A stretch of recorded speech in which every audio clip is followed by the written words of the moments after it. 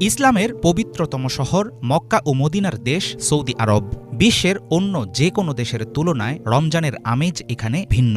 দেশটিতে ২ মাস আগে থেকেই শুরু হয় মহিমান্বিত রমজান মাস পালনের প্রস্তুতি। বাইতুল্লাহ শরীফ ও মসজিদে নববীর উপস্থিতি রমজানে সৃষ্টি করে আধ্যাত্মিক ও ধর্মীয় আবহ। মহান আল্লাহর হুকুম মেনে সারাদিন রোজা রাখার পর সূর্য যখন অস্ত যায়, তখন পরিবার পরিজন নিয়ে ইফতারে অংশ নিতে জড়ো হন সৌদির বাসিন্দারা। রমজান শুরু হতেই সৌদিতে রাস্তার পাশে শোভা পায় সারি সারি তাঁবু। রোজাদারদের ইফতার করানোর জন্যই তৈরি করা হয় এসব তাঁবু। মসজিদে মসজিদে থাকে ইফতারের বিশেষ ব্যবস্থা। কাঁচা খেজুর দিয়ে বেশিরভাগ সময় ইফতার করতেন নবীজি সাল্লাল্লাহু আলাইহি ওয়াসাল্লাম।